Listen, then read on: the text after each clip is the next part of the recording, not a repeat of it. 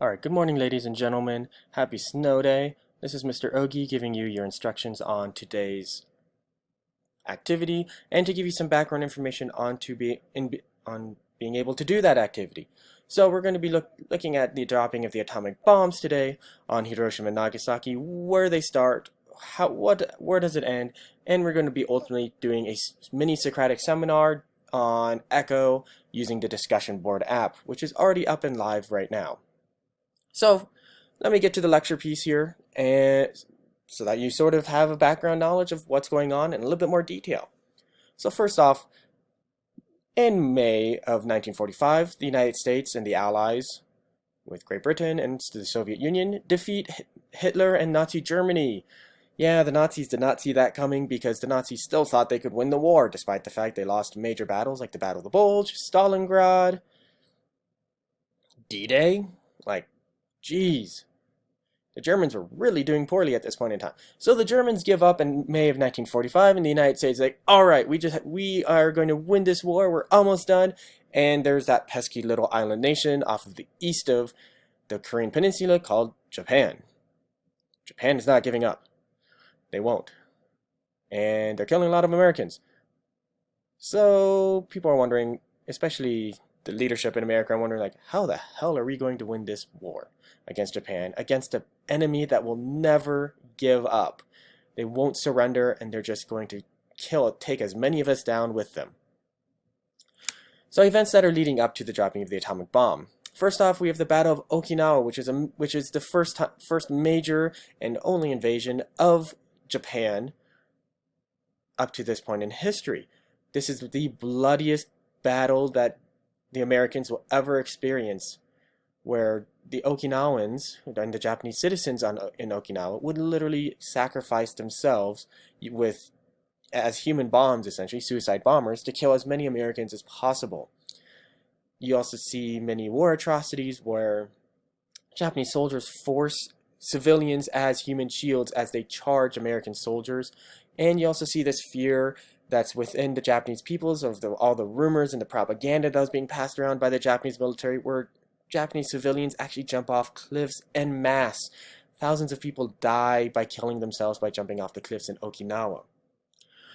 Also, as part of the Potsdam Resolution, the Soviet Union, after the defeat of Nazi Germany, is now promising to enter the war to help the United States against Japan. Ironically, even though America really needs the help fighting Japan, we really don't want the help from the Soviet Union because they are communists. We hate communists almost as much as fascists. Like, think about it. Fascists are really bad with Adolf Hitler, and then communists are like half a step below Adolf Hitler because they're not good people in the minds of most Americans. So there are three perspectives on dropping the bomb. You have the scientists, President Truman, and Secretary of War Stimson. The scientists, this includes men like Oppenheimer, Albert Einstein, the men involved, like the literal brainiacs of the dropping of the bomb, the literal creators of it, are saying, holy crap, this thing is horrible, after dropping it at Los Alamos, New Mexico, and say we should never use this against humans, ever, because of just the absolute destruction it causes. They didn't even fully know the long-term effects of the atomic bomb that we know today, but they're just like, we don't know how this is going to affect the human body. We should not use it unless absolutely necessary. And even then, even in those cases of quote-unquote absolutely necessary, we don't see any reason why we should do this. President Truman, on the other hand, is sort of in the middle. He is listening to the scientists because he's seeing the footage of like, oh God, that's horrible. But he also really just wants to end this war quickly because he's seeing what's happening with the Soviet Union and Europe taking up literally grabbing all of these different countries and peoples and not letting go of them in Europe after the defeat of the Soviet Union. So he's trying to prevent that from happening and the spread of communism in China, the Koreas, and Japan as well. So he's like, I really want this war to end quickly so that we can make sure that we don't have the spread of communism, but I'm not sure if this dropping the bomb is necessarily 100% correct yet. I'm leaning towards yes, we should, just to get rid of the war, but also, the scientists have a good point. Whispering in President Truman's ear is this man named Stimson. He's the Secretary of War. And boy, is he the perfect person for the Secretary of War at this point in time. Stimson is actually a Roosevelt appointee, and Stimson is telling Truman, no, drop the bomb. Like, Japan has earned the bomb. They have earned all of this horrificness upon them. And he just keeps on bringing back points like Midway, Guam, the treatment of Americans in Philippines, treatment of our allies, the British and the French, in places like Singapore, Vietnam, Hong Kong, and the horrible treatment that the Japanese have done to Westerners. Stimson actually convinces Truman to drop the bomb. So in some ways, dropping the bomb isn't necessarily 100% Truman's fault. It could be attributed to people around Truman as well. Aftermath of the bomb. So you have two targets, Hiroshima and Nagasaki. Simple. We know, most people who are at least semi-informed about World War II know that Hiroshima and Nagasaki are the two places that were nuked. Hiroshima is the first one on August 6th. You then have 3 days later on August 9th, Nagasaki. The immediate effects of this is that, especially from Hiroshima, is that Hiroshima just gets completely flattened. There's nothing left of the city, except for a few standing structures, and over 100,000 people die immediately between the two bombs. Results would come out that closer to 250,000 to up to 500,000 people died to atomic bomb related issues, but 100,000 people die in the immediate effects or in the immediate aftermath of the fires that happen. In the next few slides are going to be some images and videos that I'll explain in a little bit that you can use to help yourself out in getting the research for this wonderful Socratic seminar. And I'm just going to skip over that for a little bit, and we're going to talk about some lasting effects. You have the survivors, such as one of the most famous stories coming out of Japan at the time is Sadako and the Thousand Paper Cranes, where a high school girl tries to fold 1,000 paper cranes to have her to grant her a wish to have herself healed of the blood cancer that is killing her, and actually would eventually kill her, that called leukemia. Like, it's not a good way to go.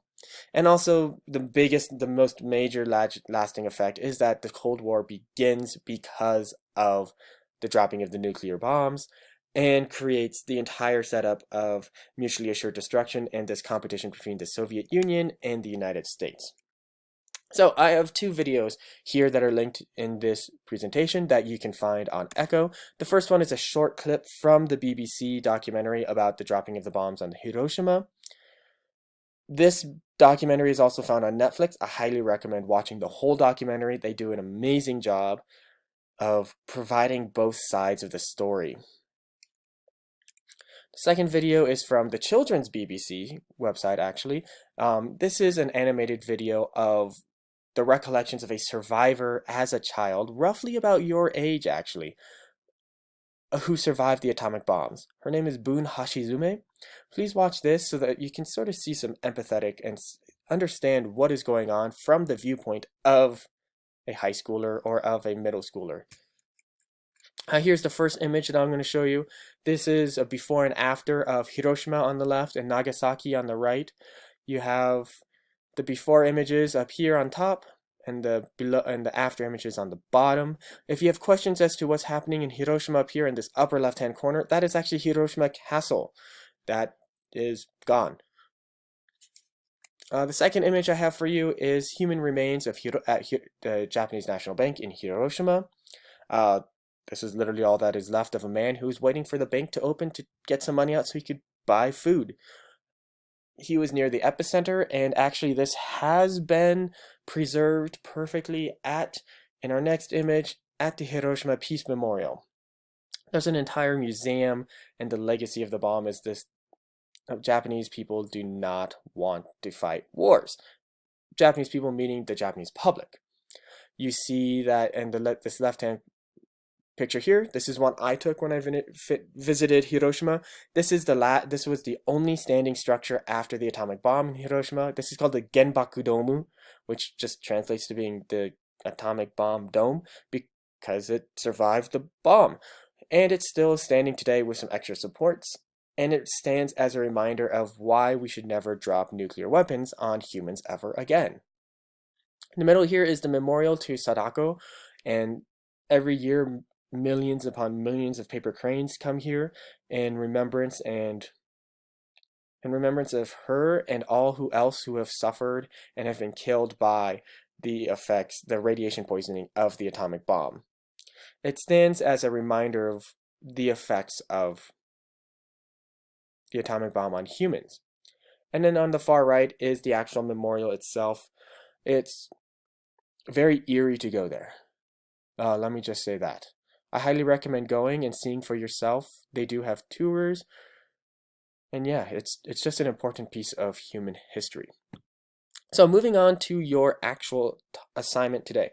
On Echo, you have a discussion board linked into your agenda. And I have instructions in that discussion board that you need to follow. You're going to be answering this main question here. Should the United States have dropped the bombs on Hiroshima and Nagasaki? This is just a big question. I have also linked in sub-questions for you to consider into your agenda on Echo to should we have done this or should we not have? What are the reasons for this, etc. There is no right or wrong answers for this Socratic seminar. It's about how well can you defend your thesis? How well can you defend your opinion on this topic? Some of you I will be interjecting here and there as well. You'll have all weekend to complete this as well. It's not due until 8 o'clock on Monday, so please make sure you're checking it at least once a day, meaning today, Friday, February 7th, tomorrow, Saturday, and Sunday. So please make sure you check this out and make sure you participate because we just didn't have the ability to do this in person and we have our exam coming up next week. The last slide I have here for you are some extra sources for this Socratic seminar. The first link, I haven't checked if it still works yet, but that is actually a National Geographic documentary on the bombing of Nagasaki. Nagasaki is often forgotten that it was bombed, and people don't really visit or talk about it as much because it was the second atomic bombing. It wasn't the first like Hiroshima. So please watch at least part of that documentary. It's about an hour and a half long. So yeah, that's really long, but you know what? It provides a lot of good information and a lot of good perspectives as well. Secondly, I have the NSA archive, and this link does work where they have this entire series of web pages that provide evidence and primary sourcing and secondary sourcing of the decision to drop the atomic bomb. I provide here with you a list of additional resources to help you with this and provide you the themes of why to help guide your thinking. Remember, ladies and gentlemen, this Socratic seminar is your opinion and your opinion only. Should the United States have dropped the atomic bombs on Hiroshima and Nagasaki? I really do look forward to seeing your responses and to seeing your discussion on the discussion board. I will be monitoring this as well, so make sure you are civil towards each other. Do not put any memes or anything that is even sarcastic, because in a text form, sarcasm does not come across really well, and you can inadvertently insult really badly your peers and also make it look really unprofessional, which is one of the pieces that I will be grading you on is your professionalism in this discussion board. So make sure you have evidence to support all of your answers. Make sure you're posting on each other's posts, talking to each other via this discussion board. Have a wonderful snow day. I will see you all on Monday to torment you in person some more. Have a great weekend.